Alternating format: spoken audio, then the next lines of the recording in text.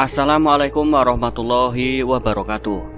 Berjumpa lagi di channel Ngulik Horor. Kali ini saya akan melanjutkan cerita yang berjudul Setahun Menikmati Indahnya Asrama Horor. Tapi sebelum kita masuk ke ceritanya, alangkah baiknya kita berdoa terlebih dahulu agar kita semua diberikan keselamatan dalam membacakan cerita yang sangat menyeramkan ini. Bismillahirrahmanirrahim. Allahumma sholli ala Sayyidina Muhammad. Ini dia Ngulik Horor.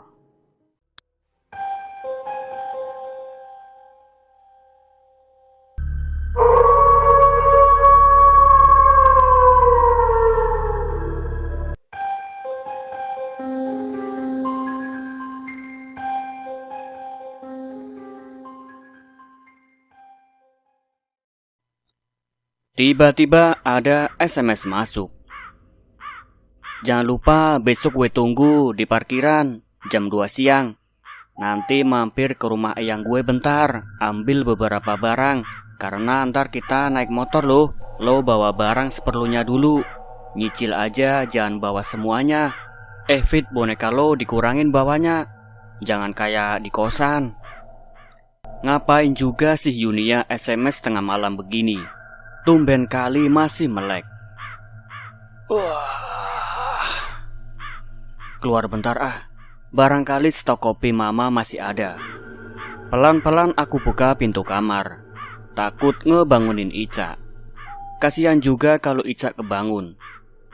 Seharian dia main sama adik, aku satu-satunya.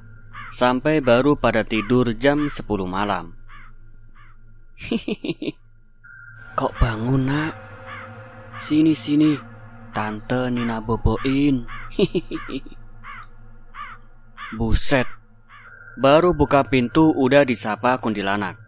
Mana dia berdiri samping pintu begini. Hei, Tante jelek, gak usah ngagetin Dah sono tiduran sama anak lo. Mau ngopi nih, sekalian nata yang buat ke asrama. Awas, jangan berisik. Adik gua lagi pada tidur itu. Jangan kelewat galak nak. Ya sudah kalau nggak mau ngenina boboin anak sendiri aja. Ning nang ningku, anakku sing ayu, ayo ndang bubuk. Kasihan kali bayi kuntilanak itu. Dinina boboin pakai lagu nggak jelas. Tapi nggak apa-apa, daripada emaknya ngeganggu Ica. Akhirnya aku menemukan serenteng kopi favoritku, cappuccino. Setelah aku seduh, aku jalan ke ruang tamu. Di sana sudah disiapin segala macam baju, boneka, dan perlengkapan lainnya. Memang benar, perlengkapan cewek selalu bejibun kalau dibandingin cowok. Kira-kira apa yang belum masuk? Perlengkapan lapangan kayak skin drive perlu dibawa. SMS Yunia kali aja ia masih melek. Mak, masih melek. Lo bawa skin div gak? Besok gue bawa koper sama ransel. Muat kan mak? Pipip. SMS langsung dibalas cepat amat. Diem woi, lagi mau tidur gua. Udah bawa aja. Ntar diikat sama ransel lo, bisa kan? Ntar gue bawa tas gunung. Moga aja muat. By the way, udah dikurangin belum boneka lo? Awas aja lo bawa banyak-banyak ya. Gue buang ke laut semua nanti. Asramaku letaknya persis dekat pesisir. Jadi jalan beberapa meter saja sudah bisa main-main di pantai. Oke lah kalau begitu. Tinggal ngiket ke ransel sudah beres. Siangnya semua barang udah siap dibawa. Aku pamitan sama mama, juga kurcaci. Mah, Fit pergi kan buat kuliah mah. Nggak ngelayap ini. Nanti juga Fit tiap minggu pulang. Kalau ada barengan sih. Udah dong mah. Tuh kurcaci pada liatin mama. Gak malu mah. Yang nangisin kamu siapa Fit? Itu sinetron nyedihin banget. Kasian anaknya nggak bisa makan selama 2 hari. Karena ibunya cuma sebagai penyapu jalanan. Beuh, kirain nangisin Fit. Udah Fit berangkat dulu. Cak, jaga adik, jangan dinakalin. Mau titip salam gak buat SpongeBob? Kampus kakak, ntar dekat laut. Boleh kak, disalamin. Nanti SpongeBob diajak pulang ya kak, biar gak dijahatin terus sama Squidward. Serah. Kalau ketemu baru salamin, kalau enggak ya enggak. Dah semuanya. Nak Fit, hati-hati di jalan. Nanti nenek menyusul. Masih ada urusan yang harus nenek selesaikan di sini, kata nenek bule sewaktu aku menaruh barang di bagasi taksi. Papa saat itu sudah balik ke Jakarta, jadi nggak ada yang nganterin ke rumah eyangnya Yunia. Ya udah nek, hati-hati nanti kesasar. Nenek kan kayak Fit, buta arah. Sebelumnya itu dedemit yang di rumah dikasih wejangan dulu nek, biar nggak usilin orang rumah. Taksiku meluncur mulus ke arah parkiran. Di sana sudah ada Yunia nunggu depan gang. Lo mau pindahan Fit? Gede amat itu ransel sama koper lo. Gue aja bawa sebiji tas gunung doang. Tadinya juga dikit mak, tapi ini dibongkar sama mama. Dimasukin ini itu, jadi bengkak ini tas. Lagian isinya juga bukan boneka sesuai pesanan lo, tapi makanan.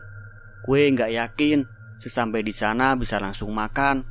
Soalnya kan kalau mau nyari makan mesti agak ke kota, yang warungan rada sore lagi. Gitu. Oke deh. Oh iya, Disti sama Usi udah jalan ke asrama barusan. Jadi kemungkinan asrama udah ramean. Nih, ambil barang di rumah eyang.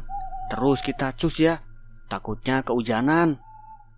Sesampainya di rumah eyang Yunia, ternyata bawaan dia sama banyaknya. Bedanya barang dia terlihat lebih ringkes dari barangku. Penuh banget dengan barang. Mungkin kalau dilihat orang berasa pindahan. Sekitar 2 jam perjalanan akhirnya sudah masuk ke wilayah.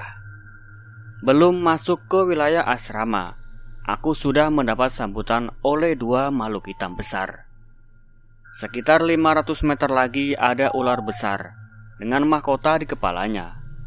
Waduh, sepertinya kerajaan mereka semakin meluas saja. Dulu seingatku waktu Mabim tidak sebesar ini. Acara Mabim itu secara tahunan bagi mahasiswa baru, seperti ajang perkenalan ke senior, baik angkatan 1 tingkat di atas ataupun angkatan lain yang sudah pada lulus. Kalau nggak salah ingat di sini juga aku ketemu Artan. Nah Fit, di depan sana udah kelihatan itu asramanya. Nanti kita dapat kamar nomor 10 yang dekat lapangannya, nggak dekat laut. Nggak apa-apa ya Fit, biar kalau sore nggak panas, kata Yunia sambil tetap fokus nyetir motor. Aku diam saja sambil mermelek. Rada ngeri juga masuk ke wilayah ini.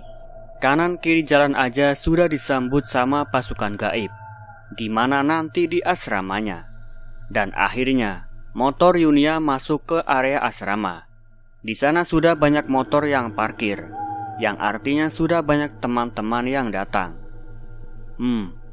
Kesekian kalinya aku menginjak di tempat ini, dan aku akan berkutat selama 1 tahun di sini.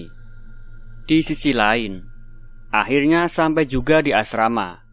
Suasananya masih sama, tenang, adem, apalagi bentar lagi sunset. Cepat-cepat aja nata barang. Habis itu mau jalan-jalan di pantai. Oh iya, aku sekamar sama Yunia. Usi sekamar sama Lova. Soalnya Disti udah sama Ita sekamar. Dan kamar kami sederet. Jadi gak mesti harus jauh-jauhan kalau mau main atau ngegosip. Fit, baju lo cepetan deh masukin ke lemari. Mainan HP mulu. Jadi gak nih lihat sunset bareng anak-anak. Mak, tadi gue lupa bilang kalau HP gue ketaruh di koper. Ini koper mana naruhnya di bawah tas gunung lo? Jadi retak kan layarnya. Padahal kan masih baru ini. Kado ulang tahun lagi. Mana tahu Fit kalau ada HP, tapi masih bisa dipakai kan? Ya bisa. Tapi kan jadinya aneh kalau disolasiin. Emang itu tas isinya apaan sih? Baju doang kan? Mau tahu nih, lihat aja tuh yang di meja. Buset, lo bawa kipas angin mak, bawa lampu. Pantesan nih layar HP retak. Ya udah, mau gimana lagi? Iya nih, jajanan dari mama ditaruh di meja aja ya. Ntar dimaam barengan aja. Besok jalan-jalan muterin kota gimana? Nyari kali aja ada warung. Boleh. Capek juga gue. Dari rumah sampai sini nyeterin lo. Belajar kayak naik motor. Hilangin itu trauma lo. Belum bisa hilang mak. Enakan di belakangan biar bisa meluk kamu. Ih, najis. Setelah barang selesai dibenahin, aku ke kamar mandi buat cuci muka. Lumayan kucel juga nih muka, kepapar matahari. Handuk dan segala perlengkapan mandi aku bawa buat ditaruh di dekat wastafel. Belum sampai kamar mandi, aku terdengar bisikan dari nenek bule.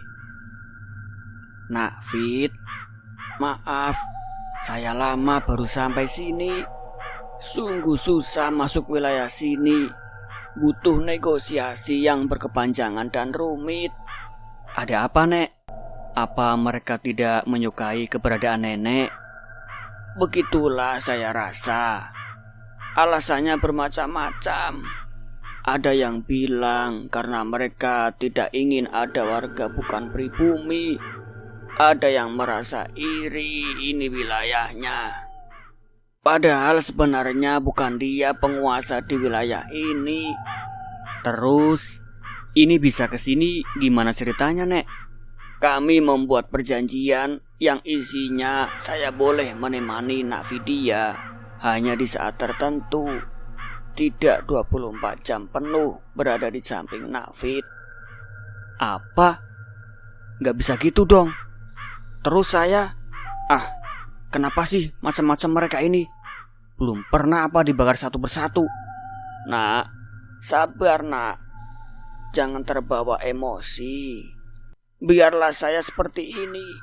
Tidak mengapa. Bukankah dengan begini saya bisa kembali ke rumah dan menemani Ica dan lainnya, nak? Terus, Vidya kalau ada apa-apa, dalam hati Nak Vidya ada Tuhan kan? Jangan lupakan, Dia sang pencipta. Saya hanya makhluk biasa. Nak, saya akan mengunjungi Nak Vidya sebelum matahari terbenam. Jika Nak Vidya malamnya memanggil, saya akan datang. Asalkan itu sudah di luar jangkauan. Atau mungkin dengan sedikit melanggar perjanjian itu. Konsekuensi tidak seberapa. Astagfirullah. Maaf, Nek. Lantas, apa konsekuensinya? Sudahlah, jangan terlalu dipusingkan. Yang terpenting Nak Fit jaga diri baik-baik di sini. Jaga ibadah, jaga hati dan pikiran. Saya pamit dulu ya, Nak. Wassalamualaikum. Nenek bule akhirnya pulang. Mungkin memang ini yang terbaik. Baru selangkah aku masuk ke kamar mandi. Tiba-tiba aku disapa kuntilanak berwajah rusak. Ada manusia rupanya. Fit, ngapain lo teriak? Kenapa lo duduk di situ? Lo jatuh kepleset. Bangun, sini gue bantu. Kata Yunia bantu aku berdiri. Gak apa-apa kok. Tadi ada kecoa aja. Mana terbang gitu kecoanya. Udah, gue gak apa-apa kok. Maaf ya, udah ngagetin. Maaf nih ya, kalau aku jujur takut, kamu jadi takut. Sambil merem aku naruh sabun di wastafel. Si kuntilanaknya masih berdiri di ujung kamar mandi, sambil ketawa melihatku. Hari pertama sudah diajakin kenalan. Karena sudah mepet jam 5 sore, aku segera lari ke belakang asrama, nyusul Usi dan lainnya. Sunsetnya cantik banget. Bakal jadi momen indah Apalagi sama temen seasrama. Di situ semuanya pada fotografi. Tadi kata Yunia lo jatuh ya Fit? Kenapa? Oh, kaget gua mah. Ada kecoa, mana dia pakai acara terbang gitu. Maklumin aja kali Fit, banyak kurma terbang. Kan tempatnya lembab. Oh iya, kamar lo nomor 10 kan? Ya, yang deket kamar mandi itu kan? Iya, deket kamar mandi, deket tempat jemur baju. Mana ada kamar kosong pula di bagian ujung. Berasa sepi sekali. Sore doang kayaknya kalau rame pas anak-anak pada main futsal. Santai. Kapan hari gue ngungsi kamar lo biar rame ya? Untuk angkatanku, semua cewek tidur di lantai 2. Beda sama tahun lalu. Ada yang kebagian tidur di lantai 1. Jadi lantai 1 kamar-kamar pada kosong. Seharian itu aku udah sangat capek. Aku kelupaan sama pesan Arfi buat ekspor 4 gedung asrama. Mungkin pagian aja kali ya. Mengingat besok masih free, belum ada jadwal kuliah. Sudahlah, lebih baik aku tidur saja. Sebenarnya anak-anak cewek di situ lagi pada rame di ruang tengah lihat acara TV. Tapi ya seperti di kosan lama, aku lebih cenderung suka di kamar aja. Usi milih film barat saat itu. Karena aku gak paham alur ceritanya, aku milih narik selimut. Tapi dasar Yunia usil. Selimutku ditarik ngejauhin dari badanku. Aku lantas mengambil handphone. Aku pencet nomor telepon rumah, berharap masih ada yang belum tidur. Ternyata mama masih nonton film, dan kedengaran suara mama nangis-nangis. Sekarang giliran papa yang telepon. Sudah menjadi kewajiban bagiku dimanapun berada, kapanpun harus telepon rumah. Ah, bukan itu. Aku cuma gak pengen orang tua kepikiran saja. Lagi pula posisi rumah cuma ada mama sama 2 kurcaci. Di sisi lain, suara dedaunan gemerisik di samping kamarku. Angin malam ini cukup kencang. Apa karena dekat laut kali ya? Krincing, krincing, krincing, krincing. Itu kayak suara lonceng. Masa jam segini ada sapi di lapangan? Lantas aku nengok ke jendela. Apaan tuh yang jalan ke arah gelap? Kalau dari suara lonceng dengan gestur tubuh segede itu, kayaknya itu Arfi. Ngapain dia jam segini keluar asrama? Memang sih, malam belum begitu larut, dan teman-teman lagi pada rame juga. Yang cowok beberapa kelihatan dari jendela lagi main gitar. Jam menunjukkan pukul 3 pagi. Ngapain nih mata jadi seger? Duh, bubuk aja Fit. Ingat, hari pertama kuliah disambut sama dosen senior. Jangan sampai telat. Nia masih pules pula. Bangun ah, bentar nyari cemilan. Kali aja ada roti yang belum dihabisin semalam. Tiba-tiba tercium aroma wewangian melati. Ada yang numpang lewat nih. Dan benar saja, aku lihat dari bawah pintu terlihat ada bayangan mondar-mandir. Logika aja, jam segini mana ada yang kebangun. Kalau ngekalong mungkin. Cuma kan ini ntar siang ada aja kuliah. Masa mau bolos jamaah? Aku cuek aja, lantas ambil roti terus pindah ke kasur. Ngemil jam segini anggap aja lagi sahur. Neng. Jam menunjukkan pukul 8:30 pagi. Setengah jam lagi kuliah dimulai, dan semua teman-teman lagi sarapan di kantin. Nyaman rasanya di pagi hari terdengar ombak kecil di laut dan aroma laut. Sangat menyejukkan hati. Aku turun tangga sambil nenteng sepatu. Nengok kanan kiri sepanjang lorong berasa adem. Gak kayak tadi malam yang hawanya panas. Lebih tepatnya sumpek karena banyak kuntilanak yang lagi seliweran. Aku boncengan sama Usi ke kampus. Di sana udah pada datang kumpul di depan kampus. Sepinya kampusku. Berasa milik sendiri, nggak ada junior jalan-jalan. Cuma beberapa senior aja yang datang gara-gara ikut kuliah perbaikan. Keren loh mereka.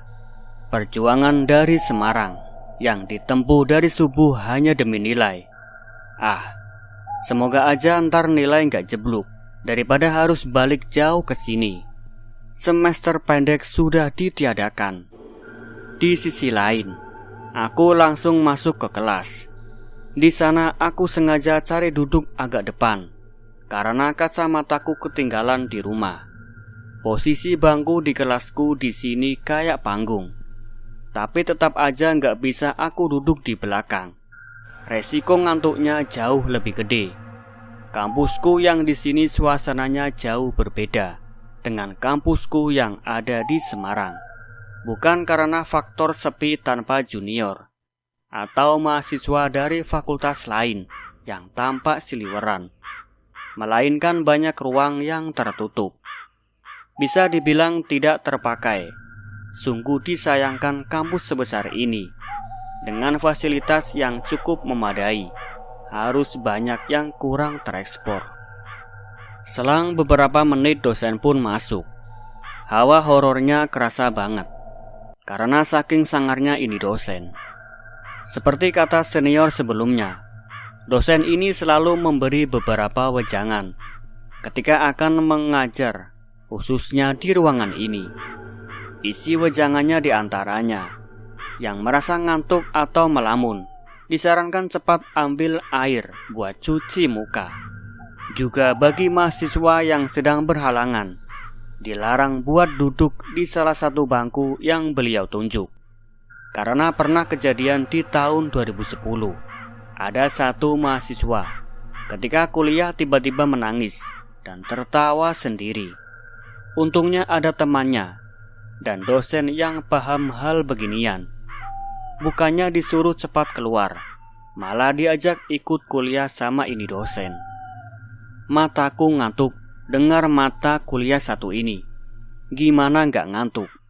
Orang kebangun jam 3, sampai sekarang belum tidur lagi. Oh iya, tempat dudukku tidak jauh dari Arfi. Tapi mau ngomong juga gimana? Kalau ketahuan aja langsung kena tegur. Perlahan aku ambil HP dan SMS Arfi. Aku masukkan HP ke dalam tas. Di sebelahku ada usi dan bangku kosong buat naruh tas. Tapi yang aku lihat bukanlah bangku kosong. Sembari nunggu nenek bule balik, mendingan sedikit maksa buat melek. Malas juga mesti ke toilet pas kuliahnya beliau. Takutnya jadi malas masuk kelas. Jam kuliah pun selesai. Jam kuliah kedua hari ini kosong karena dosen yang seharusnya mengisi berhalangan hadir di kampus. Ya udah, jalan-jalan ngeksplor wilayah asrama dulu. Barangkali punya kenalan baru. Sesampai asrama, aku mampir dulu ke kantin buat ngadem sambil mesen es susu coklat ukuran jumbo. Di sisi lain, di tempat asramaku, permainan yang banyak digandrungi teman-teman aku poker sama game mini Plants vs Zombie. Tapi udah diajarin berkali-kali sama Yunia, juga Disti. Gak bisa-bisa juga aku mainan pokeran. Kantin masih ada beberapa temen yang lagi ngobrol. Juga beberapa ada senior yang belum naik. Enak juga kalau dipikir, pada fresh tanpa beban. Dikasih lihat Neng Kunti. Curang. Tapi gak apa deh. Lebih gak tega lagi kalau temen semuanya ngerasain ini. Kan semua tergantung niat. Niatnya fokus kuliah ya kuliah. Pasti semua maunya yang terbaik.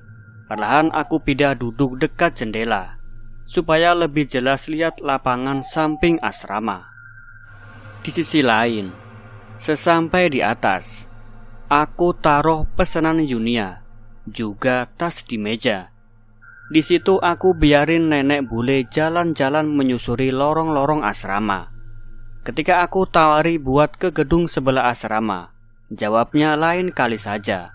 Padahal kan bisa itu sekali jalan 4 gedung terlampaui.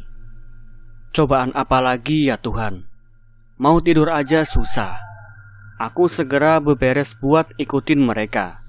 Gak lupa nenek bule ikut pamit dan akhirnya mengikutiku. 10 menit perjalanan dari asrama menuju kota pun terlewati tanpa adanya gangguan aneh. Ampun dah, kalau sampai diganggu. Gak lucu juga pingsan di tengah jalan begini. Setelah selesai makan mie ayam, aku lanjutkan perjalanan ke kota. Di sana biasa banyakkan mengeksplor tempat mana saja yang pas buat jalan-jalan. Nyari ATM juga perlu nih. Barangkali kehabisan dana di asrama. Menemukan beberapa spot buat makan malam juga. Lumayan juga. Cuma ditempuh beberapa menit udah sampai. Karena ini masih belum waktunya buka. Jadi tenda masih pada ditutup. Dan kami pun pulang ke asrama. Di perjalanan pulang buat ngilangin suntuk aku ngobrol sama Usi. Obrolan kami semula hanya sekitar keseharian saja. Juga tentang cowoknya dia. Tapi sekitar hampir sampai asrama. Di situ Usi lihat ada pohon besar yang ternyata ada makam di sana. Di sisi lain, jam sudah menunjukkan pukul 4 sore. Yang artinya nenek bule harus pulang. Tiba-tiba Usi teriak. Setelah masukkan motor ke ruang parkiran lantai 1, aku segera memberinya kunci kamar. Sial, efek kebanyakan merica ditaruh di mie ayam sampai berasa begini. Mana tadi nuang sambal juga nggak ukuran. Duh, moga aja nggak konslet ini perut. Ternyata si makhluk hitam itu terlihat sedang bertarung dengan sebuah bayangan. Loncat sana, loncat sini, jungkir balik ke sana kemari. Dan kenapa lagi kepalaku terasa berat, pandanganku sedikit mengabur. Tapi yang aku lihat si Arfi memegangi bahuku supaya tidak terjatuh. Dan tiba-tiba, udara sore itu terasa sekali kencangnya. Dikiranya orang awam efek angin dari laut yang tidak bersahabat. Tapi tidak yang aku dan Arfi lihat. Ada perhelatan dari ketiga makhluk tak kasat mata di sana.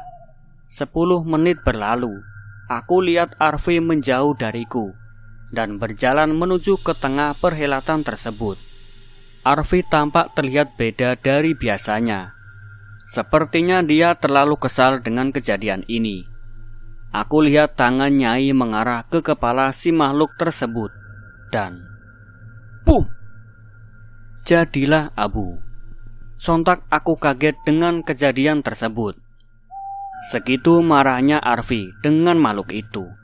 Tak lama kemudian, Yunia, Disti dan Usi datang dan memapahku masuk ke asrama. Mereka sedikit heran. Kenapa Arfi bisa menemukanku, sedangkan mereka tidak?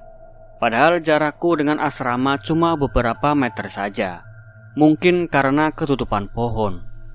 Sesampai di kamar, aku diberondongi banyak pertanyaan. Di sisi lain, akhirnya semalaman setelah minum susu pemberian Yunia, aku bisa istirahat. Banyak sih yang seliweran, tapi aku sebodoh amat. Mending tidur biar fresh buat kuliah besok. Di hari kedua dan ketiga, suasana sudah sedikit terkendali. Setidaknya gangguan dari mereka yang usil tidak berat seperti adanya pertempuran antara nenek bule dengan si genderuwo. Benar juga, mereka masih seliweran. Tapi selama masih batas wajarnya buatku nggak masalah. Masih ingat Kunti yang berdiri dekat wastafel di kamar mandi ujung dekat lapangan. Ya, dia masih suka ngagetin aku seperti biasa. Tapi pernah sewaktu semua tidur di malam hari dan aku posisi kebelat pipis, aku jalan nyantai ke toilet. Jalannya sih nyantai, tapi perasaan sempat campur aduk antara ngeri lihat muka-muka pucat bin ancur karena sama rasa kebelet aku. Ya, dan rasa kebelet akulah yang menang. Setelah masuk, aku berdiri sebentar. Pelan-pelan aku jalan, selangkah demi selangkah. Dan bah! Niat mau ngagetin Kunti. Malah dia sudah pindah posisi terbang ke pojokan kamar mandi. Di sisi lain, hari ini hari Kamis, hari di mana hari terakhir kuliah di sini. Karena hari Jumat dan Sabtu biasanya diisi dengan kuliah yang bebas, atau enggak dibuat acara praktikum. Setelah kuliah kedua selesai, aku melenggang nyantai keluar kelas. Yunia akhirnya mendekatiku. Sesampai asrama, aku lihat semua teman udah pada packing tas besar-besar. Waktu ditanya, kebanyakan jawabannya isi baju kotor. Pada malas nyuci di asrama katanya. Yunia udah jalan pulang. Tersisa beberapa teman saja di bawah menunggu di kantin. Tinggal aku sama Usi yang ada di kamar. Tiba-tiba ada angin kencang lewat di lorong. Dan benar saja, ada 3 Kunti datang menuju ke arah kamarku. Ada satu anak kecil juga dengan kondisi yang beda. Mukanya agak hancur, manis, sayang pucat dengan tangan panjang sebelah kiri. Di sisi lain, tuh kan, benar saja di bawah sudah sepi. Tinggal beberapa teman cowok juga. Ada Lisi pulang ke Semarang, sama Arfi naik motor. Ada Ona juga di sana lagi ngabisin rokok. Cuaca di kala itu memang kurang bersahabat. Makanya segera aku pakai jas hujan, diikuti dengan Usi. Kemudian aku menyalakan motor. Brem. Dan motor yang kami naiki pun keluar dari asrama. Selama perjalanan Usi banyak diamnya. Mungkin di pikirannya dia lebih fokus ke jalanan. Di sisi lain, setelah pesanan dibayar, kami pun melanjutkan perjalanan balik ke Semarang. Suasana mendung masih saja terasa, dan gerimis pun datang. Aku lihat Usi masih tenang saja bawa motornya. Waktu aku lirik kecepatan speedometer masih antara 60 sampai 65 km per jam. Aku rasa cukup wajarlah kecepatan segitu. Usi masih lanjut mengajak aku mengobrol tentang kosan barunya. Kosan dia saat ini terbilang lebih ramai daripada kosan dia yang lama. Hanya saja karena kosan itu tidak didominasi dari mahasiswa dari satu universitas saja. Jadi tentunya jadwal banyak bedanya. Terlebihnya saat ini di kosan dia hanya ada 1 orang saja. 3 deh, kalau dihitung adanya aku sama Usi. Din. Obrolan kami terhenti karena ada truk muatan besar di belakang kami. Usi yang kaget langsung marah.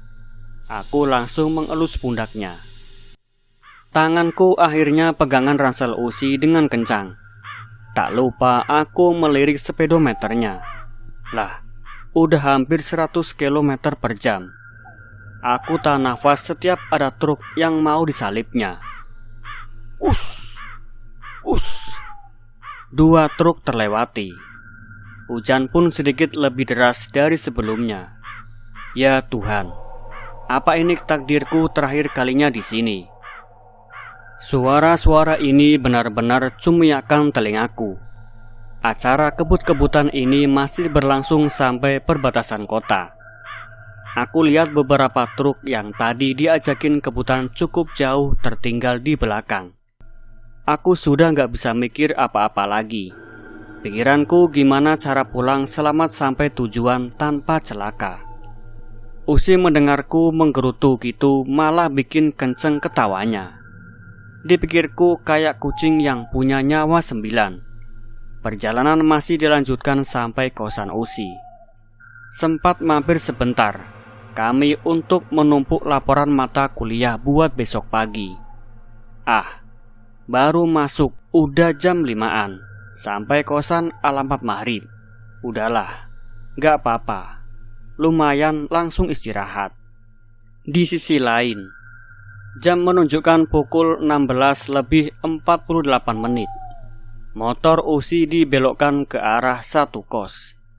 Ya, kami mampir sejenak di kosan senior buat numpuk laporan. Di sana aku sudah melihat beberapa laporan yang sudah terkumpul. Untunglah masih kekejar waktunya. Semisal harus ditunda pun yang ada nilai bisa berkurang. Aku dan Usi akhirnya meluncur ke penyetan di dekat kosannya yang lama. Ya, lumayanlah. Beli ayam bakar penyet sama susu coklat hangat buat makan malam. Selama perjalanan menuju kosan Usi yang baru, perasaanku semakin tidak menentu. Kanan kiri jalan yang aku lihat banyak sekali pohon besar. Dek, ini kosan Usi. Serius nggak nih? Serem banget. Pantesan Usi ngerasa nggak nyaman kalau tinggal sendirian. Tapi setidaknya di kosan Usi enak, sepi, mau teriak juga bebas. Cuma itu apa ya di pojokan? Tiba-tiba aja ada angin lewat di belakangku. Please deh, jangan nyapa lagi. Seenggaknya nunggu capek hilang dululah. Di sisi lain, aku biarkan nenek bule jalan-jalan, dan Usi pun pergi mandi. Tiba-tiba aku merasa ngantuk. Tidur bentar kali ya. Trap, trap. Terdengar suara langkah setengah berlari. Berisik sekali si Usi. Pelan aja pakai dientakin kenceng itu kaki. Suara siapa itu? Kayak anak kecil. Mungkin saudara teman kosan Usi. Bodoh ngantuk banget aku. Paling juga dia pergi kalau aku cuekin. Ceklek. Pintu kamar Usi terbuka, dan Kina pun pergi entah kemana. Ternyata itu Usi yang baru saja selesai mandi. Usi terlihat sedikit bingung, karena tadi sempat mergoki aku dengan muka pucat. Berarti benar ya, Kina bukan saudara dari teman Usi. Gak ada tanda-tanda ramai juga dari kamar teman Usi si Bella ini. Pertemuan tak terduga ternyata. Masih ngantuk juga. Aku segera ambil air wudhu di keran. Niatnya pengen mandi sekalian, tapi nanti aja kali ya. Lebih baik aku makan dulu. Srek, srek. Sayup-sayup aku dengar ada suara dari kamar samping Usi. Suara geraman harimau yang aku dengar. Oh, jadi di sini toh si macan itu tinggal. Di sisi lain, aku lihat Usi sudah tertidur membelakangiku. Kasihan dia, pasti sangat capek. Habis ngebut dari asrama ke kosan. Udah nonton film aja. Lanjutin nonton film drama Korea. Waktu itu judulnya kalau nggak salah Beautiful Garden. 45 menit berlalu. Masih saja mata ini belum mengantuk. Iya, lupa. Seharusnya aku menemui Ki Cantring. Usi dah lelah belum ya? Khawatir aku kalau dia lihat aku ngobrol sendiri. Sejak kapan suara alarm aku jadi suara cempreng kayak begini? Orang biasanya instrumental lagu insomnia. Buset bocah. Fit, lo mau molor jam berapa ini? Katanya minta dibangunin jam 5. Ntar deh kalau mau tidur lagi jam 10 abis kuliah pertama. Ternyata alarm tadi suara Usi. Baru dapat tidur berapa jam ini udah dibangunin. Udah bangun gue, sekalian gue ibadah sholat subuh dulu. Akhirnya aku beranjak dari Pulau Kapuk dan siap-siap untuk melaksanakan sholat subuh. Setelah selesai, aku lanjut beberes barang yang masih berceceran di kamar. Rencanaku sepulang dari kampus mau langsung pulang ke rumah, gak mampir ke kosan Usi lagi. Di sisi lain, pernah lihat orang naik gunung kan? Judulnya hari ini penampilanku agak selengean seperti biasanya. Ya mau gimana lagi, ini tas juga kebanyakan isi baju kotor. Sebagian tas aku titipkan di teman kos sekitar kampus. daripada dikira mau mendaki gunung, walaupun kampusku memang dekat sama gunung. Di kampus sudah ramai teman seangkatan. Ada juga beberapa senior lalu lalang yang membawa kue box. Ternyata hari itu ada senior angkatan 2006 yang akan sidang skripsi. Dari penampilan yang biasanya rambut gondrong, baju sekedarnya, sekarang penampilannya benar-benar rapi dan handsome. Satu persatu senior sudah sidang saja. Kapan giliran aku? Kadang perasaanku lihat mereka yang disidang itu rasanya merinding. Apalagi yang dapat dosen pembimbing yang super sibuk. Gak bisa bayangin dah gimana perjuangan mereka. Takut dosen keburu masuk. Akhirnya aku memutuskan buat masuk kelas.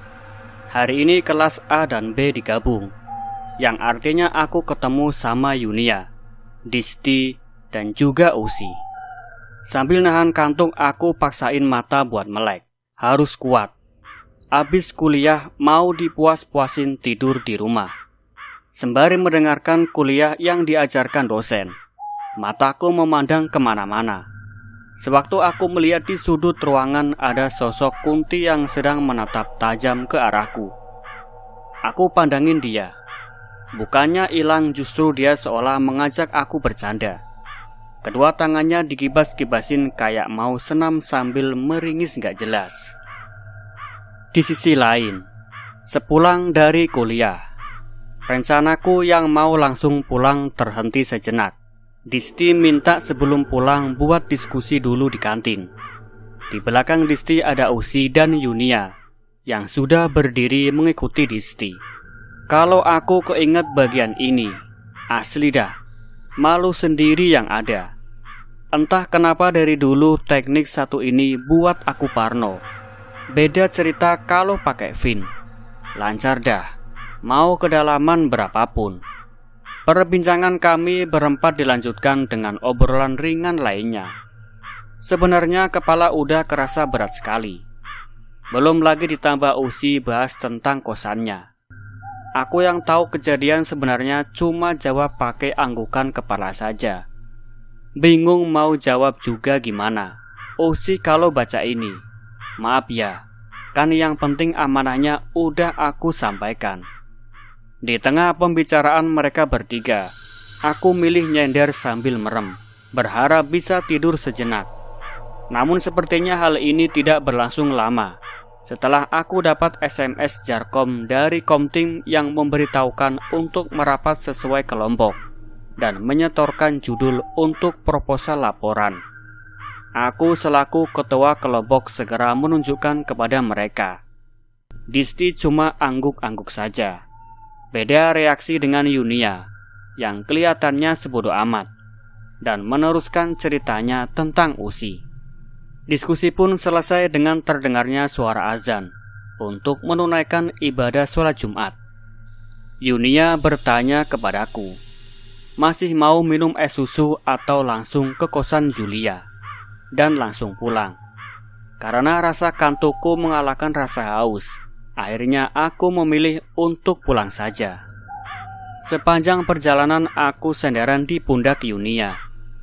Yunia sepertinya paham kalau ada sesuatu yang gak beres dengan aku, dan lebih memilih diam untuk tidak banyak bicara selama perjalanan. Sesampainya kantor polisi, aku turun. Beruntung langsung dapat bis yang kosong. Segera aku pilih bagian belakang pojok supaya bisa tertidur. Yunia memperingatkanku supaya tetap hati-hati selama perjalanan sampai di rumah. HP sengaja aku matikan sepanjang perjalanan karena aku gak mau terganggu oleh siapapun. Setelah dimasukkan di tas bagian tersembunyi, aku mulai pejamin mata dan berusaha untuk tidur. Perjalanan 1,5 jam dari kampus akhirnya terlewati sudah. Di depan rumahku sudah disambut dengan 2 kurcaci kesayanganku. Di pikirannya tas bawaanku isinya mainan ternyata. Soalnya setelah aku taruh tas langsung mereka buka satu persatu. Di sisi lain, setelah masuk kamar, HP aku cas dan aku pilih berbenah diri. Mandi dan tidur sejenak dirasa sudah cukup buat tambah energi nanti malam. Malamnya setelah dirasa badan sudah sedikit lebih segar, aku hidupin HP yang sengaja aku matikan sejak sepulang kuliah. Pip. Banyak sekali SMS masuk dan laporan panggilan tak terjawab. Operator ternyata. Kirain urgent. Emang ya, operator itu paling setia. Dikit-dikit SMS info, SMS inilah, itulah. Tunggu. Ternyata SMS-nya nggak cuma dari operator.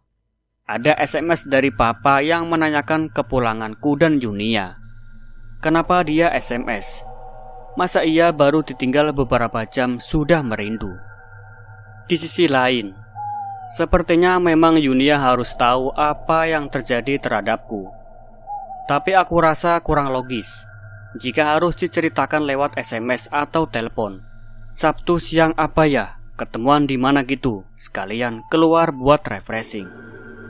Yap, HP aku taruh di kasur dan gue keluar kamar buat nempatin janji ke kurcaci buat nemenin main. Keesokannya aku SMS Yunia buat ketemuan di kafe terdekat di Pemuda.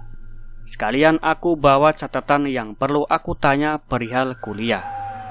Pip. SMS-ku terkirim ke Yunia. Segera aku mandi dan persiapin segala macam yang akan aku bawa nanti di kafe. Buku catatan mini, pulpen, dompet, sama HP. Aku rasa segini udah cukup.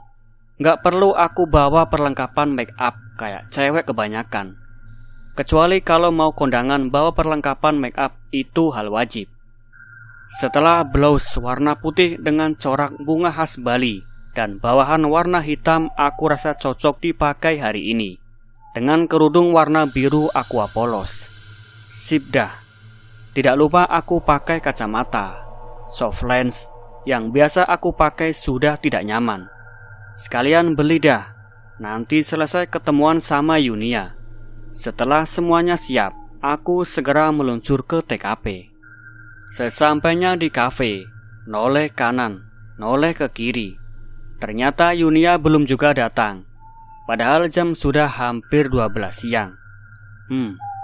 Ini aku yang datangnya kelewat pagi. Apa Yunia yang gak on time? Ya sudahlah. Pesan minuman dulu sama cemilan. Sengaja aku pesan jamur crispy ukuran sedang dan cappuccino flat ukuran sedikit jumbo. Karena mengingat waktu yang pasti akan terbuang cukup lama ketika menunggu Yunia. Pip. Ada SMS masuk. Kali ini bukan Yunia yang SMS. Operator. Makin kesini makin kepo aja. Ya, paham. Akhirnya HP aku masukkan lagi ke tas dan sibuk menulis di buku catatan mini. Bahkan sampai pesananku datang, Yunia tak kunjung datang juga. Padahal jam sudah bergerak ke arah jam 1. Apa Yunia kesasar atau bagaimana? Masa telat sejam udah?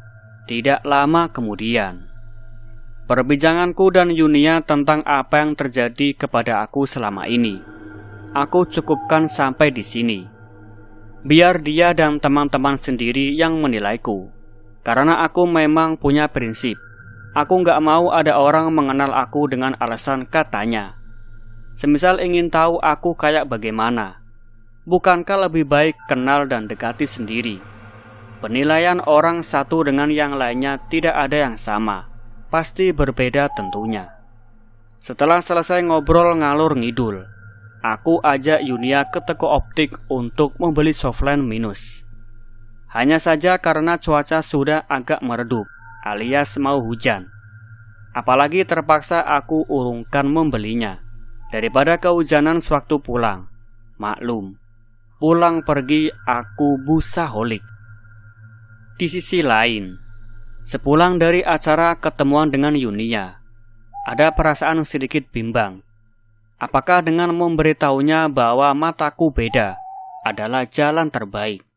Entah. Tujuanku berkata demikian supaya dia tidak begitu mencemaskan keadaanku. mengingat posisi dia pengganti mama ketika aku di luar rumah. Tik, tik. Bunyi hujan mulai turun. Syukurlah posisiku sudah dalam bus menuju rumah. Meski tujuanku yang niatnya beli softland, justru cuma bisa ketemuan. Buatku nggak masalah. Kenapa tiba-tiba hawanya aneh? Segera aku tarik resleting jaketku. Dinginnya yang aku rasa bukan hanya karena hujan di luar bus ataupun nyala AC dalam bis, tapi seperti merasa kehadiran tamu. Bus kemudian berhenti di shelter berikutnya, dan ibu tersebut terlihat ikut turun dengan beberapa penumpang lainnya. Aku terdiam merenungi semua perkataan ibu tadi. Kematian memang tidak bisa kita atur. Sedemikian rupa layaknya penentuan bayi lahir melalui sesar.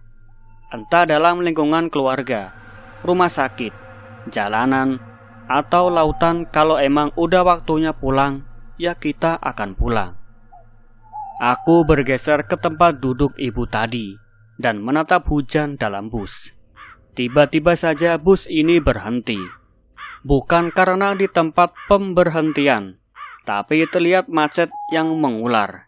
Ya, sampai rumah jam berapa ini? Jam segini masih di luar. Sembari menunggu jalanan bus, aku keluarkan komik yang aku pinjam dari Usi. Lumayan banyak stok bacaan selama di rumah. Kondektur yang ada di dalam bus berkata kepada sopirnya, kata dia, di depan ada kecelakaan beruntun yang menewaskan satu keluarga. Sedangkan si pelaku belum sempat kabur dan sudah ditangani polisi.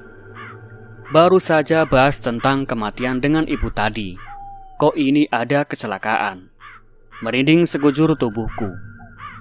Bis pun masih berjalan, perlahan-lahan karena masih macet di depan. Sampai akhirnya bus ini melewati lokasi kejadian kecelakaan. Terlihat ramai di sana, banyak orang membantu mengevakuasi korban, baik yang luka ringan hingga yang dikabarkan tewas di lokasi. Tubuh mereka yang tewas memang tidak terlihat begitu menyeramkan, tapi darah yang keluar dari kepala dan hidung mereka yang tak terhenti mengalir yang cukup memprihatinkan. Apa itu? Bukankah itu baju kembang-kembang yang dipakai ibu tadi ya? Bukankah itu baju kembang-kembang yang dipakai ibu tadi ya? Iya, bener. Itu baju yang tadi. Bajunya, kerudung coklatnya sama persis dengan ibu tadi. Astagfirullah. Benar, itu ibu yang tadi ngobrol bareng aku. Kondisi tubuhnya terkulai lemas dan banyak sekali darah yang keluar dari kepalanya, hidungnya, bahkan kakinya terlihat tidak bertulang. Terus, tadi apa? Siapa? Banyak pertanyaan yang muncul dalam kepalaku. Aku sampai gak sanggup memikirkannya. Kembali aku lihat korban tersebut dari jendela. Tiba-tiba terlihat ada sosok tersenyum mengangguk melihatku di balik pohon yang dekat dengan lokasi kejadian. Dan tahukah kalian, sosok itu mirip dengan ibu yang mengajak mengobrol aku di bus tadi. Entah apa yang terjadi dengan aku hari ini. Sudahlah, lebih baik aku lanjutkan berbaring dan membaca komik lagi. Namun sepertinya komik pun tak mampu mengusir kebingungan yang menempel pada pikiranku. Pintu diketuk dari luar. Ternyata mama yang mengetuk pintu dan duduk di pinggiran kasurku. Mama akhirnya menutup pembicaraan dan keluar kamar. Sebenarnya aku belum mengantuk benar, karena pikiran tentang sore tadi juga tidak menghilang. Di sisi lain, hari Minggu aku pergunakan untuk menyiapkan segala macam kebutuhan untuk kegiatan praktikum. Meskipun selimut dan jaket cukup banyak di asrama, tapi aku bawa tambahan dari rumah. Mengingat kata mama semalam yang mencegah supaya aku tidak begitu merepotkan banyak orang. Mungkin segini udah cukup kali ya. Saatnya menghubungi teman buat berangkat ke asrama barengan. Mengingat Yunia ke asrama gak bareng aku, jadi harus bareng yang berangkatnya malam. Jaya, Katanya berangkat jam 5 sore. Bareng dia aja lah. Barangkali belum ada barengannya. Pip pip. SMS pun terkirim. Sembari menunggu SMS masuk, aku keluar kamar karena seharian aku berkutat di kamar terus. Di luar kamar aku lihat ada kurcaci sedang asik bermain bonekanya. Kata Mama, kemarin Tante Rika adik Mama yang di Belanda mengirim beberapa bingkisan. Salah satunya boneka kura-kura yang sedang dimainkan Putri. Di sisi lain, sengaja aku menyudahi percakapan dengan Mama. Aku cuma gak ingin aja masa lalu mesti terbongkar semua sama Mama. Apalagi tentang Chandra, orang yang bagiku spesial di mataku, baik dari segi ibadahnya maupun sikapnya. Tiap malam dia selalu bernyanyi di depan rumahnya. Suaranya merdu, bahkan aku pun rela bergadang demi dengerin suaranya. Jadi teringat satu lagu yang paling dia benci. Katanya itu adalah satu lagu yang ngingetin sama mantannya. Dan akhirnya lagu itu senjataku buat nyinyirin dia kalau lagi ngegalau. Pernah juga dia melontarkan kalimat yang masih keingat seger di kepalaku. Di sisi lain, barang yang akan aku bawa sudah aku taruh semua di depan TV. Lumayan ya, satu tas ransel besar seperti ini. Perlahan aku jalan menuju jalan raya dengan bawaan penuh di punggung. Benar kata Ica, kalau aku berasa mau pindahan. Sebodoh amat ah, daripada nanti di sana ngerepotin banyak orang. Kalau sesek nafasnya kambuh. Iya. Kalau kata orang Jawa bilang, tubuhku itu ringkih, gampang ambruk. Aku soalnya gak kuat sama cuaca dingin atau panas yang sangat ekstrim. Di sana terlihat Jaya dan teman-teman sedang menunggu beberapa teman yang belum datang. Sepertinya aku terlalu lama ditunggunya. Setelah semuanya lengkap, akhirnya kami pun melaju menuju asrama. Membutuhkan sekitar 2-3 jam untuk sampai di sana. Ternyata hal D, sudah ada beberapa teman cewek yang datang. Segera aku masuk kamar dan menata kamar yang sedikit berdebu karena ditinggal 2 hari. Barang yang aku bawa dari rumah sudah aku masukin semua ke lemari. Aku lihat Disti juga sedang bersih-bersih kamarnya. Sepertinya Yunia belum cerita ke Disti. Biar deh, gak apa-apa toh. Emang apaan diceritain segala. Aku jalan menuju kamar mandi untuk cuci muka dan sikat gigi. Capek juga perjalanan rumah sampai asrama. Mungkin sebaiknya abis ini langsung tidur aja. Tiba-tiba mulai ada lagi yang rese. Aku jalan menuju sumber suara yang ternyata juga berada di dekat kamar mandi yang aku tuju. Di sana terlihat ada kuntilanak yang terduduk melipat kakinya serta menunduk. Dia ini sosok yang main ciluk-baan sama aku pertama kali ketika aku datang ke asrama. Aku lantas jalan mendekatinya. Sebelum aku dekat dengannya, dia langsung mendongak ke arahku. Beuh, malam hari dikasih lihat muka hangus berdarah, darah dingin. Sosok itu kini pun hilang dari hadapanku. Aku lanjutin ritualku sebelum tidur seperti cuci muka dan gosok gigi. Setelah semuanya selesai, aku jalan ke kamar Disti dan tidur di sana seperti janjiku yang tadi bilang mau menemaninya malam ini. Sebelum tidur seperti biasa, kami mengobrol panjang tentang hal-hal yang menarik. Salah satunya tentang praktikum yang akan berangkat besok siang. Tak terasa malam semakin larut dan kami pun tertidur. Tapi lagi-lagi tidurku gak nyenyak. Kasur yang aku tiduri berasa goyang-goyang. Ini ngapain sih? Disti tidur aja pakai acara joget. Sudahlah, lebih baik aku lanjut tidur. Posisiku saat itu sedang membelakangi dia.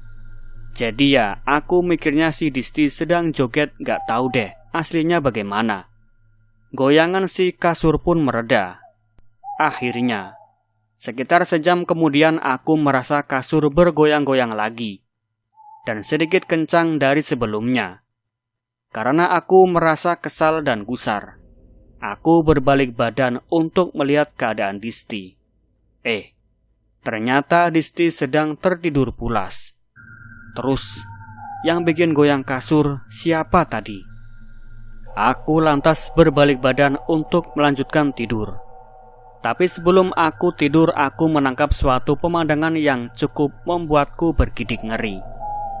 Ada tangan hitam dari arah bawah kasur, sedang memegang kaki depanku, dan akan menggoyangkan kasurku lagi. Di sisi lain, sayup-sayup aku mendengar ada yang memanggil namaku.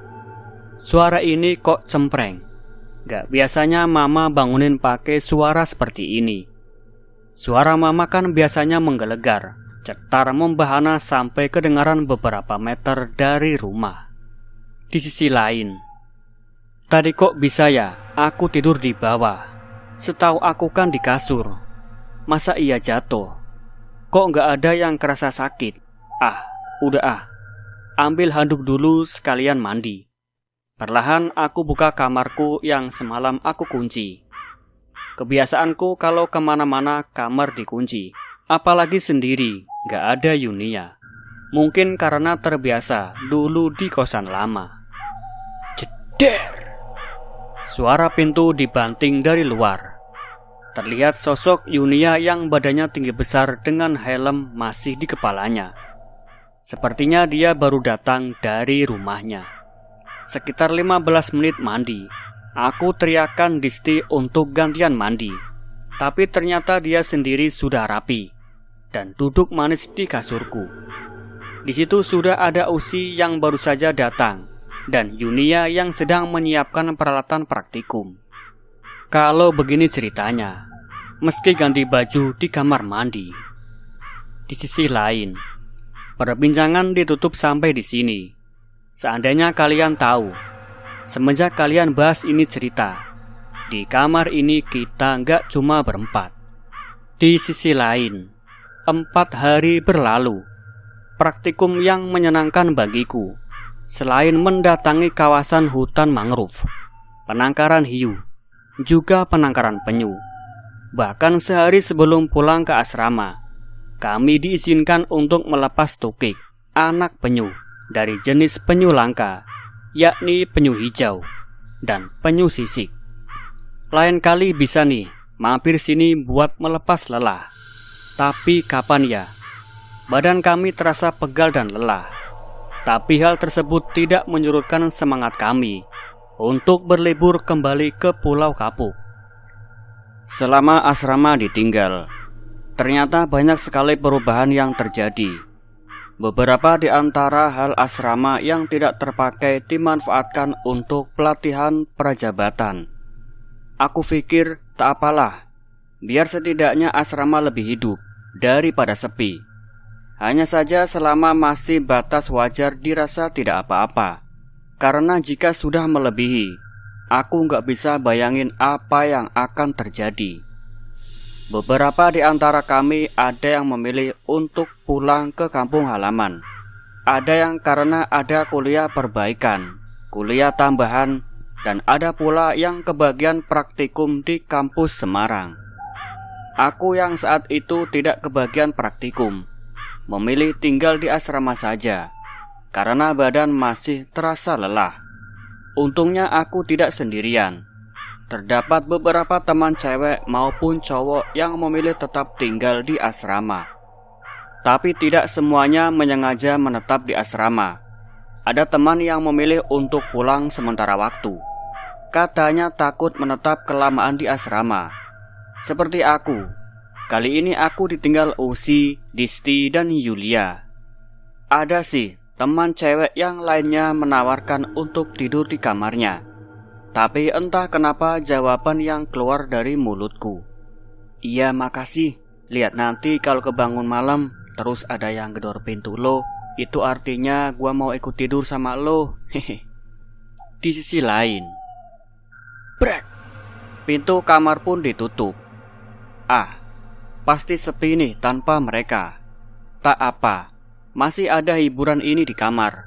Sembari menghilangkan kejenuhan, aku ambil setepuk komik yang aku pinjam dari Usi. Juga beberapa buku bacaan yang aku pinjam dari Pak dosen. Buku bacaan yang aku pinjam kali ini bukan yang tentang karya ilmiah, tapi kebanyakan majalah jadul. Dosenku satu ini punya perpustakaan kecil di rumah dosennya. Katanya sih setiap beliau mengajar di kampus Semarang, sepulang mengajar pasti ke toko buku buat cari beberapa bacaan ringan untuk anaknya. Di sisi lain, mereka pun pergi dari kamarku. Apa yang maksud dari mereka? Penyambutan. Apaan sih maksud dari mereka? Aku tutup majalah yang aku baca tadi. Percuma juga dibuka. Buka gak ada yang masuk ke pikiranku. Kalimat yang dilontarkan Ki Barong sangatlah mengganggu bagiku. Mungkin sebaiknya aku keluar saja. Jalan-jalan bentar biar gak pusing. Tapi kok rasanya ada yang beda. Berasa ramai di ujung lorong sebelah sana. Masa iya ada ulang tahun dirayain jam segini? Perlahan aku berjalan menuju kamar Puspa. Banyak sekali temanku yang berdiri di dekat kamar Puspa. Apa Puspa pingsan atau apa? Jadi ini yang mereka lihat dari tadi. Ada 3 anak seumuran SMP lagi mesum. Cewek pertama lagi celingak-celinguk ngawasin daerah sekitar. Barangkali ada yang lewat. Sedangkan cewek lainnya dan satu cowok ini lagi Tapi bukannya nyetop adegan mesum ini. Ini yang lainnya malah cengar-cengir melihatnya. Iya, jadi kami semua lihat mereka dari lantai 2 di belakang hal D. Jadi ya, wajar kalau si cewek yang ngawasin ini gak tahu ada kami. Lia yang ikut lihat segera ambil HP-nya dan merekam beberapa menit dari adegan tersebut. Dari arah hal C pun aku lihat teman-teman cowok juga ikut lihat dari lantai 2. Buset, ini yang gede malah liatin doang, kagak menegur. Benar-benar dah, 3 bocah ini masih bau tanah. Bau kencur aja main mesum di tempat begini. Dikira gak ada orang kali ya, jadi keasikan begitu. Setelah dirasa cukup, sekarang giliranku beraksi. Aku ambil beberapa kantung sampah yang niatnya dibuang di belakang asrama. Aku ambil cukupan lah sampah yang ada di lantai ini. Perlahan aku turuni tangga yang ada di belakang asrama dan berteriak. Sepeninggal Inuk dan Onar, aku masih berdiri di dudukan dekat bibir pantai. Lihat sunset sendiri rasanya sepi juga. Biasanya banyak nih yang ikut lihat sunset. Tapi mungkin mereka kelelahan. Kerincing, kerincing. Terdengar ada suara lonceng dari arah kiri. Itu Arfi ngapain duduk sendiri di ujung sana. Perlahan dia noleh ke aku dan teriak. Di sisi lain, aku tidur menghadap tembok saat itu. Tapi terasa ada yang mengawasiku. Ada rasa sesal saat itu. Seandainya saja aku gak ikut lihat meteor, pastinya saat ini aku sudah tertidur pulas. Maunya aku balik badan, tapi kok kerasa sangat berat. Terdengar angin kencang berhembus dari arah jendela. Pasti karena itu angin darat yang bertiup menuju laut. Tapi aku pandangi langit-langit, pintu, jendela, lemari. Tidak ada satupun yang terlihat. Sepertinya bentakanku tadi terlalu kasar. Sudahlah. Aku coba untuk memejamkan mata kembali. Klak, klak, klak, klak, klak. Terdengar suara loncatan dengan jeda sepersekian detik dari arah lorong. Apalagi ini? Orang mau tidur aja susah. Aku buka mata dan masih lihat seluruh kamar. Suara loncatan tadi ikut lenyap. Mau kalian apa? Kalau ada perlu bilang kayak sini. Ngapain juga seusil gitu? Gak asik kalian main keroyokan. Satu-satu sini loh, kalau mau konsultasi dengan saya. Glek. Aku ngomong apa barusan? Mulut-mulut ngontrol dikit sih. Kalau datang lagi gimana? Mana dah pada tidur begini. Mau SMS Onat juga dah tepar. SMS Arfi aja kali ya. Segera aku ambil HP dan mengetikkan beberapa kata. Tapi belum sempat aku kirimkan. Tiba-tiba, alhamdulillah, dia sudah terbakar. Tapi aku tidur di mana? Sudahlah. Rapiin dikit aja pinggiran kasur.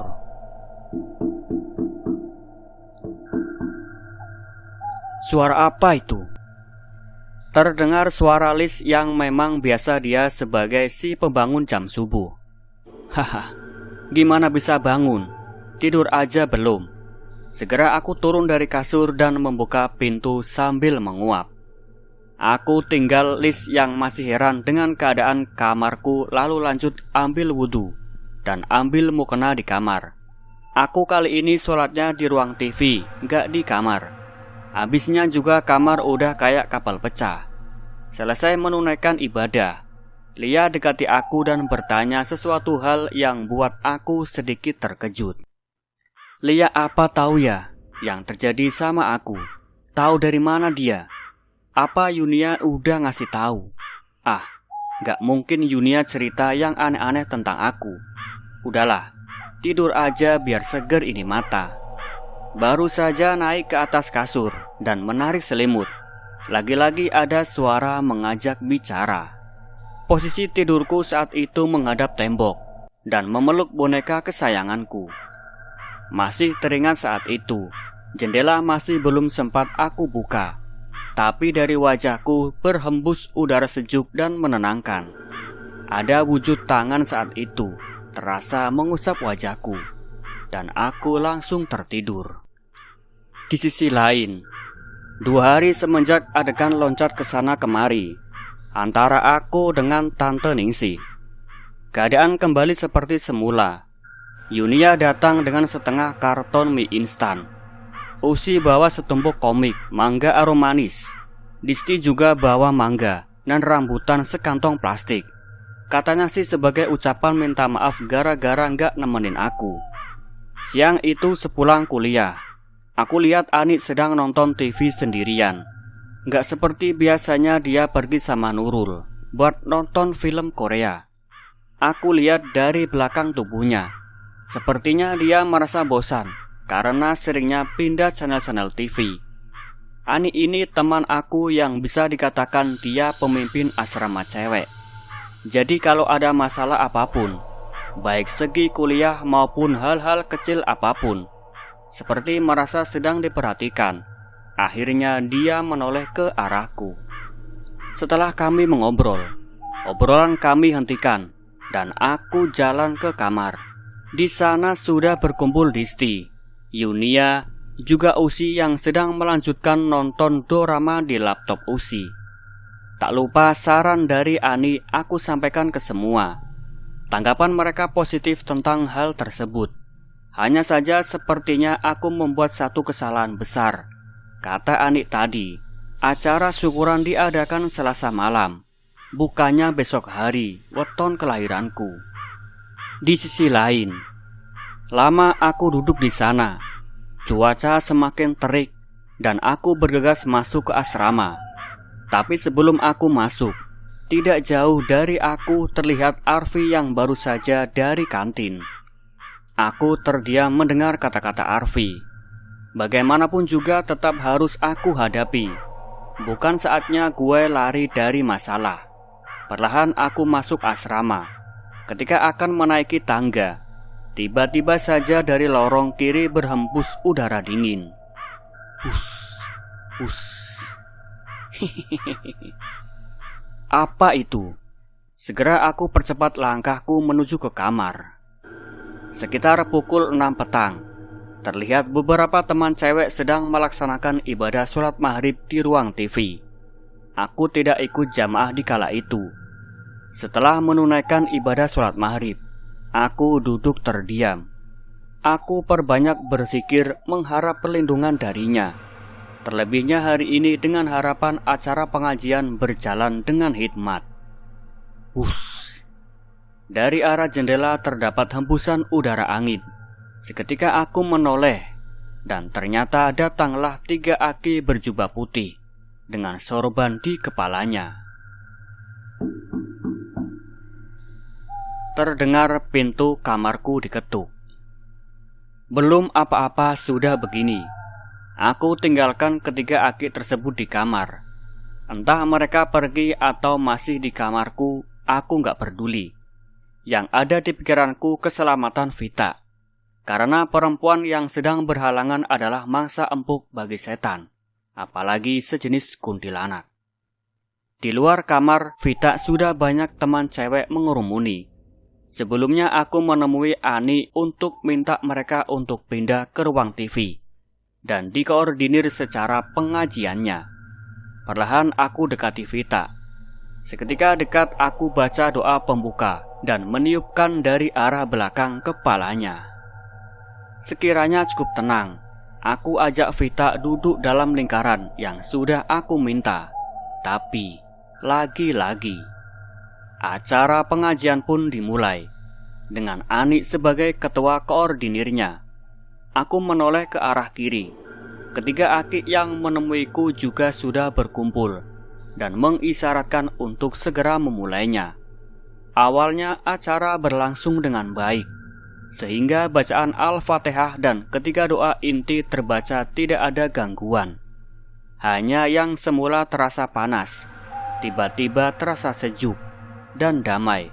Alhamdulillah, keadaan seperti ini yang aku harapkan. Tenang, hikmat dan damai. Namun hal tersebut tak berlangsung lama, hingga si Oki tiba-tiba salah mengucap doa. Bukan diralat, tapi dia malah tertawa. Hal tersebut bukannya ditegur, tapi mengundang lainnya untuk tertawa. Cekikikan Oki semakin menjadi-jadi, dan dilanjutkan dengan teriakan yang melengking. Diikuti pula oleh Feby, Hera, juga Vita. Kenapa ini? Apa yang terjadi? Oki yang semula teriak melengking kemudian terjatuh sesaat. Feby dan Vita yang ikut cekikikan justru sekarang pingsan. Hera hanya melotot ke arahku, tertawa merasa puas. Terdengar suara perempuan dari arah tangga. Dan seketika yang aku lihat adalah seorang nenek dengan selendang berwarna cerah. Warga sini menyebutnya siapa dirinya, Nyi Sumbi. Nyi Sumbi ini lebih tertarik ke Oki, dan seketika dia masuk ke tubuhnya. Oki pun tumbang. Di sisi lain, suara yang aku dengar seolah bergetar menahan amarah. Tegas dan sepertinya tidak asing. Tapi pandangan mataku semakin gelap. Semakin dipaksa melihat semakin gelap. Mungkin memang saatnya aku menyerah.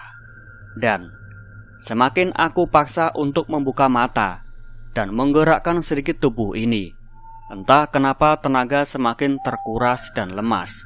Hanya saja seketika aku mencoba berhenti melawan ini semua, ada angin sejuk membelai wajahku, seperti yang aku rasakan sebelumnya.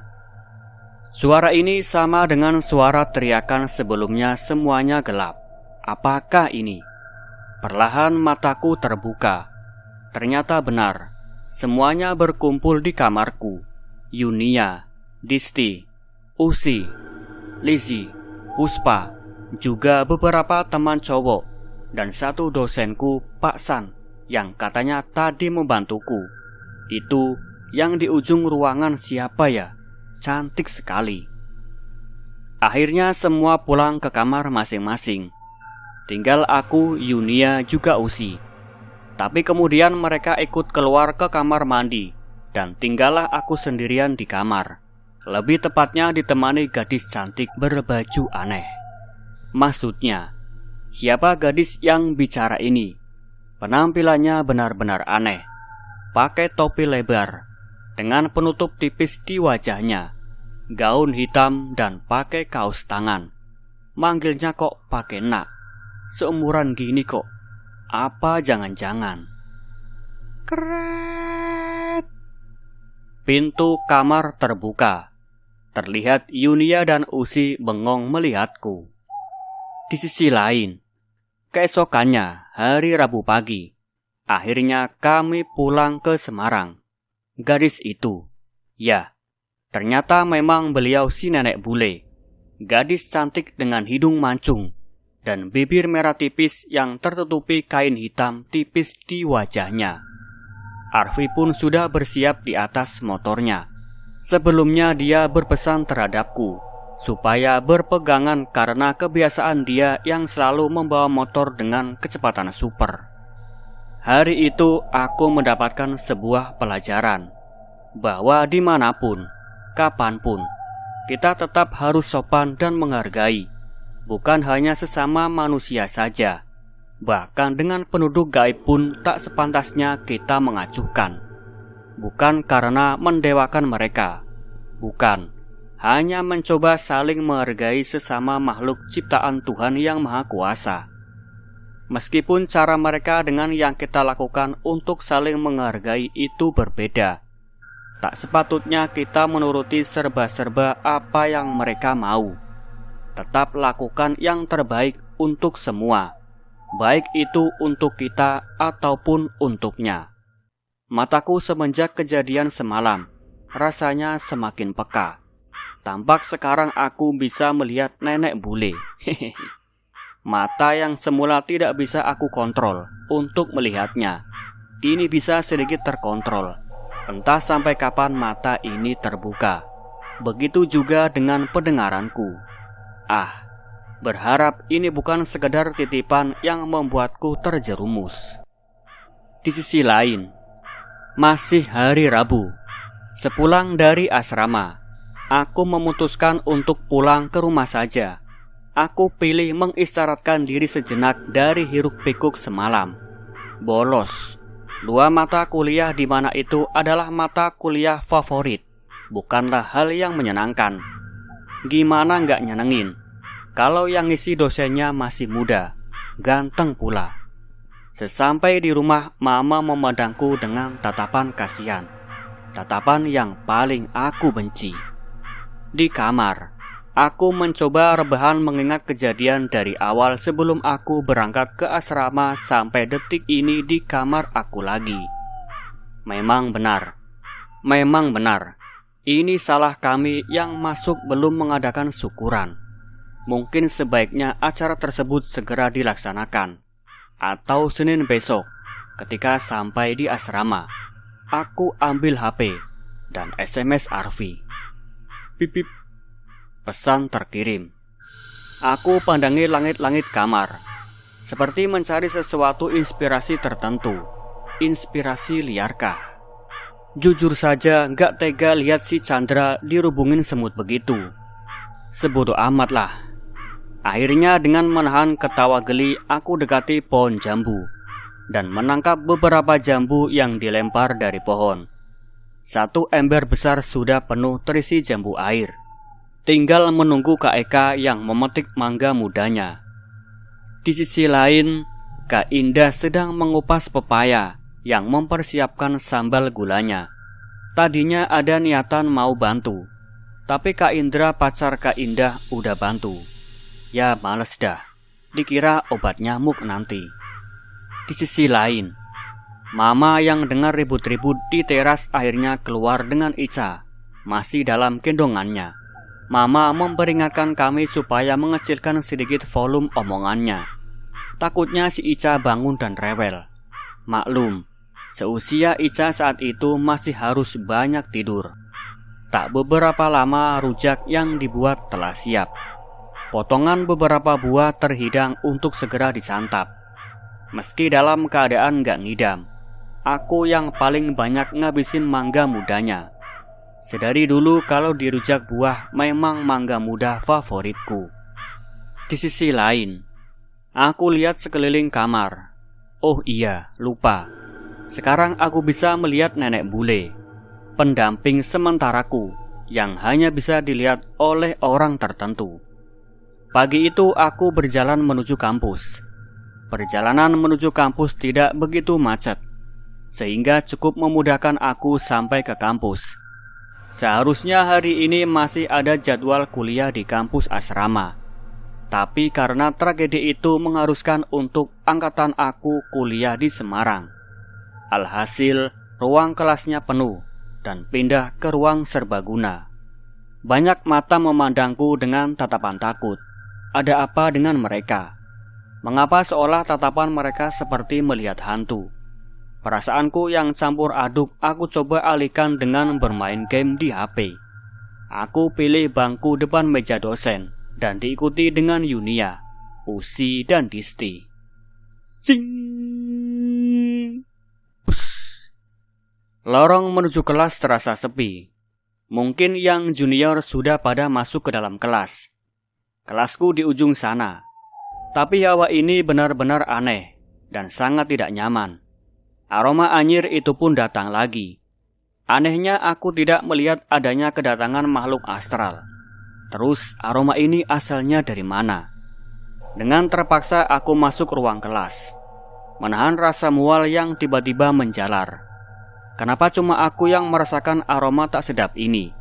Aku lihat Arfi pun tidak terlihat terganggu dengan aroma ini. Aneh, sangat aneh. 20 menit berlalu sudah. Aku sudah mulai keringat dingin. Entah apa yang terjadi dengan tubuh ini. Merasa badan sangat ringan, seperti kapas yang disentil dengan aliran udara. Angin ini. Angin berbau anyir yang sama tercium sebelumnya. Apa ini? Loh, kok tiba-tiba pandanganku mulai meredup?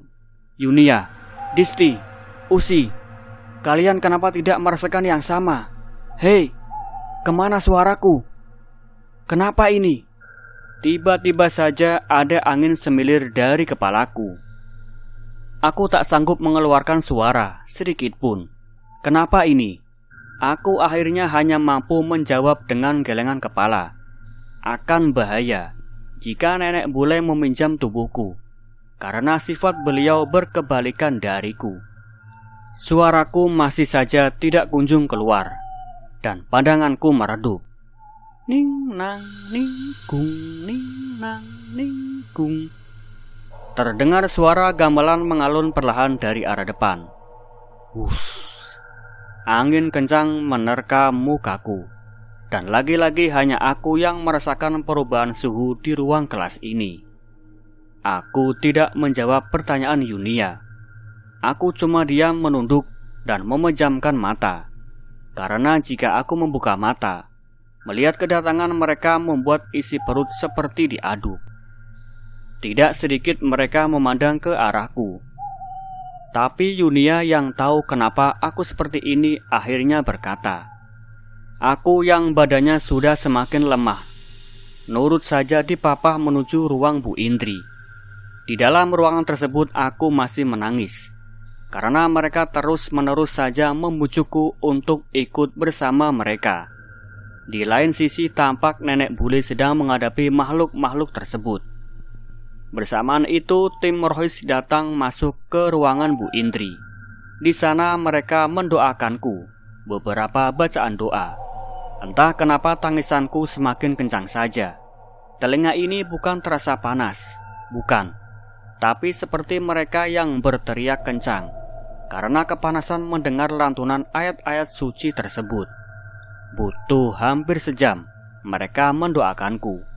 Dan sejam itu pula nenek bule bertarung melawan mereka.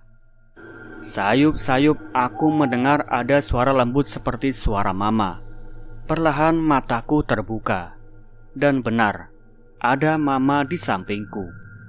Aku yang masih sedikit lemah mencoba berdiri dan berpamitan kepada Bu Indri.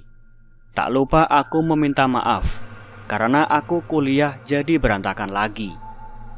Lengan mama dan Yunia memapahku hingga sampai parkiran. Di situ aku didudukkan di dalam taksi bersama mama. Yunia tadinya ditawari mama untuk pulang bersama, tapi berhubung dia mengendarai motor, maka tidak jadi ikut. Di dalam taksi mama diam saja. Mama sepertinya tahu kejadian apa yang menimpaku. Mama sedikit pun tidak mengusik aku hingga sampai rumah. Sesampainya di rumah, Papa terlihat baru sampai dari dinas kerjanya. Mama menceritakan kejadianku, baik yang baru saja terjadi hingga kejadian beberapa waktu yang lalu di asrama. Hingga akhirnya, Papa menghubungi teman kerjanya yang juga sama memiliki kemampuan dalam berinteraksi dengan makhluk astral. Kata teman Papa, aku memiliki mata dan telinga yang beda, jadi tidak mengherankan banyak dari makhluk astral yang sering mengusik ketenanganku. Tak lupa juga dengan Papa, ini meminjamkan 2 harimau loreng besar untuk aku bawa ke asrama. Mulanya aku menolak karena takut dikira menantang di sana. Tapi karena teman Papa ini begitu memaksa, aku hargai kemauannya.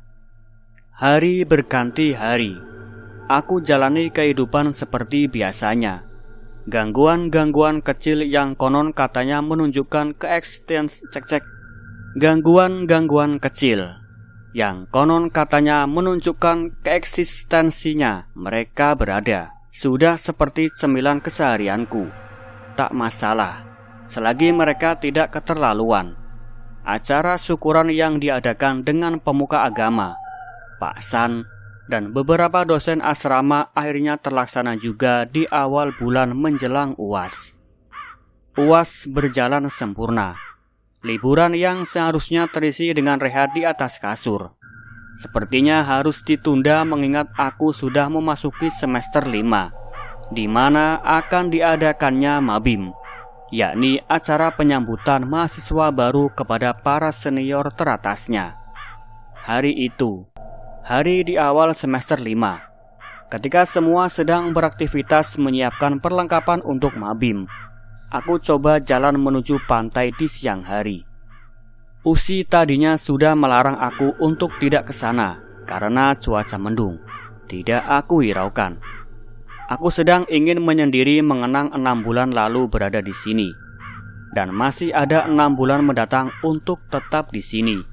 Apa yang akan terjadi di bulan berikutnya? Entahlah. Perlahan aku turun ke pantai. Di sana aku terus memandang lautan dalam kesunyian. Deburan ombak dari kejauhan tampak mulai mendekat, menandakan akan terjadi air pasang. Hai laut, pernah aku berpikir, sebenarnya apa tujuan dari semua kejadian ini? Mengapa pendudukmu begitu menginginkan aku ikut serta? Kini aku seperti dahulu, hanya bertemankan nenek bule. Kedua harimau loreng itu sudah aku pulangkan ke teman Papa. Aku rasa gangguan tidak akan sefrontal kemarin, walaupun banyak dari mereka yang menaruh kebencian terdalam terhadapku. Benar kata Eyang Kung dulu, semasa beliau hidup pernah berkata kepadaku. Tapi masalahnya, di sini aku cari ilmu, bukan cari musuh. Cuma kenapa semuanya jadi runyam seperti ini? Srek, srek. Terdengar suara orang menyibakkan dedaunan di pohon. Terkejut karena ada suara enupan menoleh. Tidak ada siapapun di belakang pohon itu. Lantas suara siapa itu? Ternyata ada gadis bertopi lebar dengan gaun lebarnya. Usianya sekitar 20-an. Sama seperti aku. Gadis ini sepertinya bukan penduduk asli sini. Melihat penampilannya yang beda, seperti wujud nenek bule. Tahu dari mana dia kalau aku masih kepikiran Chandra? Pertemuan antara aku dan Chandra terakhir di musim lebaran tahun lalu. Semenjak pindah asrama ini, benar-benar sudah tidak pernah berpapasan dengannya lagi. Kalaupun mau main ke rumahnya juga, dengan alasan apa? Hah, apa maksud dari kejadian yang ada di mimpi tersebut? Kenapa harus berulang kali memimpikannya? Setelah lama duduk di pinggir pantai, aku berjalan menuju kantin untuk membeli segelas es susu coklat. Di sana tampak terlihat Arfi sedang memesan es susu. Siang itu setelah dari kantin, aku lanjutkan menemui Ica untuk diskusi tentang keperluan acara Mabim yang akan segera dilangsungkan beberapa bulan lagi. Gak nyangka 2,5 tahun sudah aku menjadi mahasiswa. di mana posisiku persis seperti mereka. Aku rasa untuk tahun ini angkatan kami akan sedikit memberikan kejutan, mengingat adanya acara penyambutan istimewa kemarin. Perlengkapan dari tim kesehatan dirasa sudah cukup, ditambah beberapa mantel yang akan digunakan nanti, mengingat musim yang sedang berlangsung ini adalah musim penghujan. Hujannya di sini alami, bukan karena harapan kaum jomblo yang berharap turun hujan deras. Hujan. Entah kenapa orang selalu mengidentikan hujan dengan teringat masa lalu. Tapi memang benar, di tiap hujan itu selalu mengingatkan aku dengan kejadian penuh kenangan ketika bersama Chandra. Gimana kabar dia? Sejenak masih teringat akan mimpi itu. Benar-benar seperti mengisyaratkan sesuatu. Karena bagaimana mungkin tidak akan terjadi apapun jika aku memimpikannya secara berulang. Sudahlah, mungkin aku yang terlalu memikirkannya saja hingga sampai terbawa mimpi. Di sisi lain, hari itu hari Kamis, dan siangnya setelah dari kuliah aku segera bersiap untuk pulang ke rumah. Tidak ada yang spesial dirasa. Seperti biasa, hantu si anak kecil Gimam menatapku dengan harapan bisa bertemu lagi sepulang dari rumah. Dia masih setia dengan temannya si Item dan Ki Barong. Tidak membutuhkan waktu lama, akhirnya aku sampai rumah dengan selamat. Di situ aku lihat kurcaci sedang bermain-main, dan Mama sedang menemui Bude Sarti. Sepertinya obrolan mereka menarik. Ibu-ibu pasti suka ngegosip. Bude Sarti bingung menjawab pertanyaanku. Dia hanya melihat Mama dengan tatapan seperti tidak enak hati. Di sisi lain, di kamarku terduduk di pinggir kasur. Tatapanku benar-benar kosong. Aku masih tidak menyangka jika Chandra sudah menjadi suami orang lain. Ya, memang aku sudah lama mengikhlaskan dia pergi dari kehidupan semenjak aku mulai memilih hidup di kosan. Tapi jika memang dia masih menganggap aku hidup, menganggap aku teman masa kecilnya, kenapa dia sama sekali tidak menghubungiku? SMS kek, kalau nggak bisa telepon. Toh nomor HP juga nggak pernah ganti. Sesibukkah dia sampai tidak sempat mengabariku? Atau memang benar-benar sengaja melupakanku dan kenangan masa kecil? Astagfirullah, benar-benar sesak dada ini, dan panas mata sampai tak terasa air mataku mengalir cukup deras. Perasaan ini sangat sakit daripada luka pisau yang pernah mengiris telapak tangan kiriku. Di saat aku benar-benar terpukul, Nenek Bule datang menghampiriku. Nenek Bule terdiam.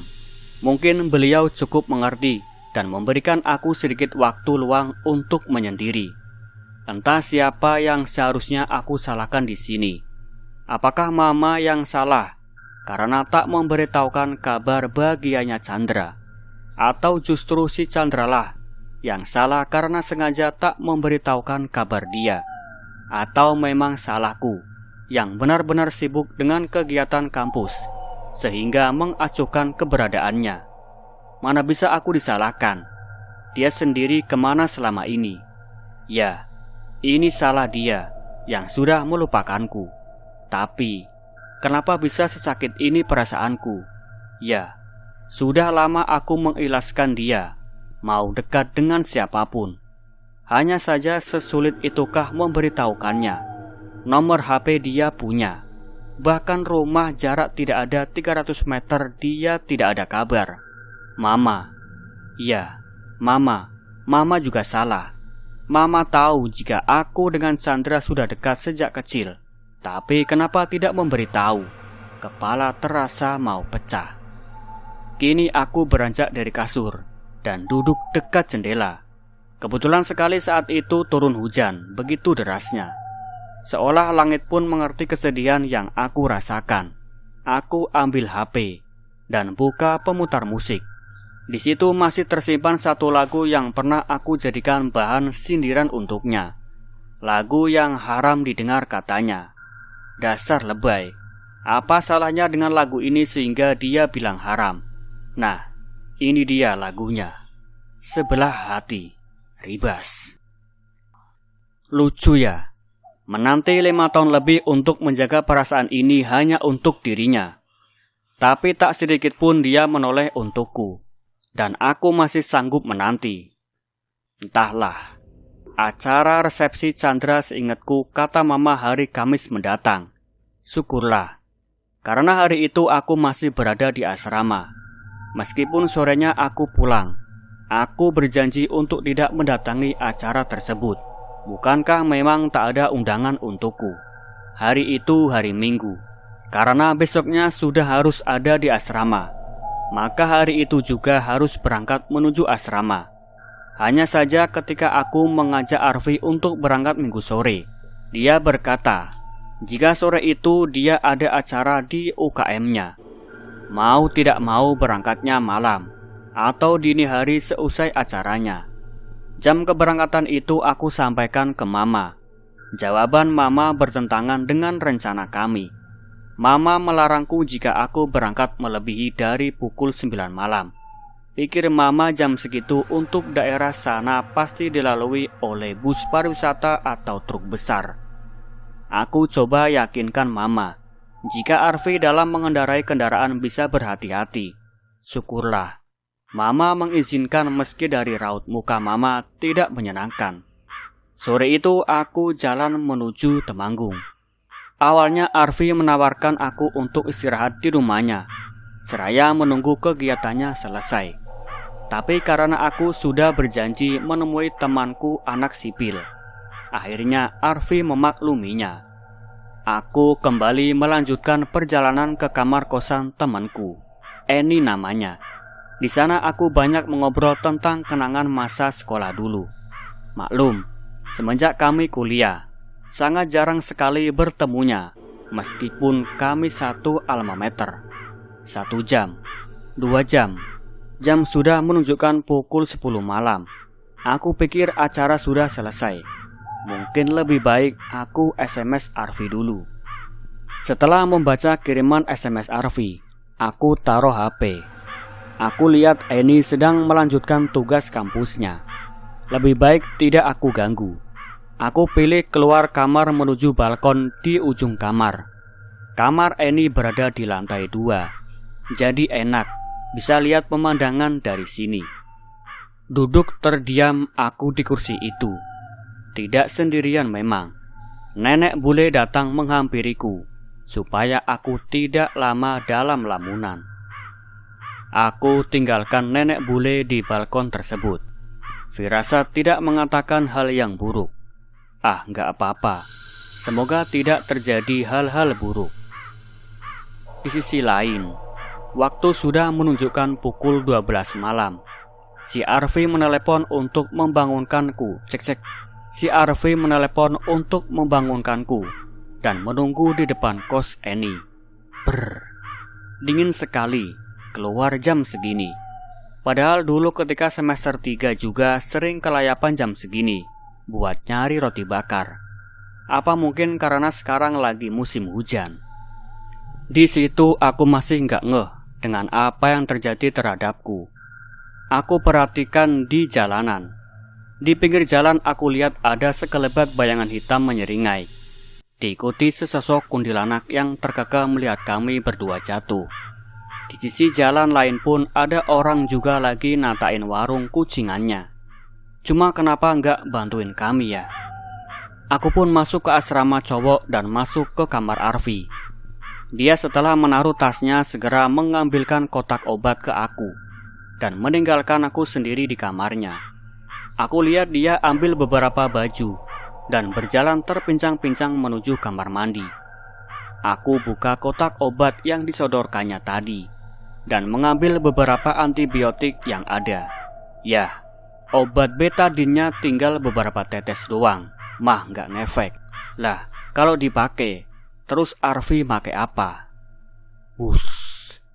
Angin kencang tiba-tiba masuk ke kamar Arfi. Kepalaku pun terasa menjadi berat dan badanku melemah. Kepergian nenek bule kali ini walaupun hanya di luar kamar membuatku merasa sendiri. Aku terdiam melihat Arfi masih terpinjang jalan ke arah kasurnya. Arfi yang melihat aku seperti orang bloon malah tertawa. Pelan-pelan aku jalan menuju pintu utama. Di sana tampak nenek bule dan Nyai Raksa sedang bercengkerama. Melihat kedatanganku, keduanya lantas terdiam dan tersenyum. Selesai mengatakan hal tersebut, tak terasa air mata ini semakin deras mengalir. Rasa sakit di hati dan luka ini semakin terasa perih. Aku hanya diam dan menangis sejadi-jadinya saat itu. Nenek bule dan Nyai Raksa hanya melihatku, terdiam dalam sunyinya malam. Di sisi lain, azan subuh mulai berkumandang. Aku melihat lampu di asrama cewek satu persatu sudah menyala. Pertanda sudah banyak yang bangun. Terpinjang-pinjang aku jalan menuju bawah kamar Yunia. Di situ aku berteriak memanggil nama Yunia. Yunia yang masih setengah mengantuk membuka jendela dan terkejut melihat keadaan berantakan aku dan segera turun membukakan pintu. Yunia dan Usi membukakan pintu dan memapahku menuju kamar. Di kamar aku diberondong banyak sekali pertanyaan. Kenapa bisa kotor semua bajunya? Kenapa bisa berantakan gini mukanya? Kenapa banyak luka di sana sini? Kenapa? Dan kenapa yang lainnya? Aku jawab seperlunya dan aku ambil baju ganti untuk mandi. Mungkin hari ini sebaiknya izin gak kuliah dulu, mengingat badan sangat tidak nyaman untuk beraktivitas. Tapi hari ini hari Senin, biasanya diisi oleh dosen killer. Ya mau tidak mau berangkat daripada menimbulkan masalah baru. Selesainya mandi, aku turun ke depan teras asrama cowok untuk memberikan obat antibiotik ke Arfi. Dia sudah terlihat rapi untuk berangkat ke asrama. Hanya saja untuk mata kuliah selanjutnya dia izin ke rumah sakit untuk membersihkan lukanya. Dan tidak menutup kemungkinan jika diperlukan akan dijahitkan luka besarnya itu. Arfi juga mengajakku untuk mengobati luka di tanganku yang terlihat cukup menyeramkan. Lagi-lagi aku menolak. Ngeri aja lihat jarum dan bebauan rumah sakit. Cukup trauma mengingat bekas jahitan di jidat semasa TK. Sepulang aku kuliah, Pak San dosenku menyarankan aku untuk dibawa berobat saja karena dikhawatirkan akan infeksi. Aku tetap bersikeras menolak karena satu alasan, yaitu takut. Melihat kebatuan aku, Pak San menawarkan obat herbal untukku. Getah daun yodium dioleskan di luka. Perih memang, tapi luka cepat menutup. Karena penasaran dengan perkataan beliau, aku buktikan saja. Dan akhirnya, perih sekali. Rasanya kayak ada luka basah disiram air lemon. Setidaknya tidak perlu benang sama jarum jahit. Luka di tangan kiri berangsur-angsur pulih. Tersisa kulit mati yang mengering.